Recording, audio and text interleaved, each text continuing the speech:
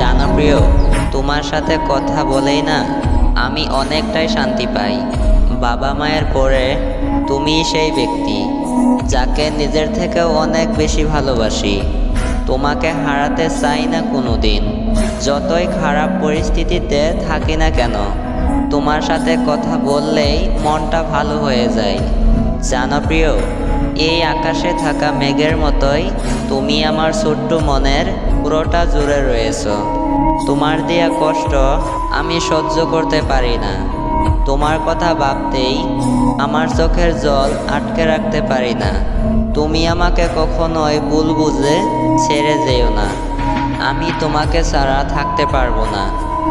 জানো, আমার খুব ইচ্ছে করে তোমাকে জড়িয়ে ধরে বলি, থেকে যাইও আমার সাথে সারা জীবন।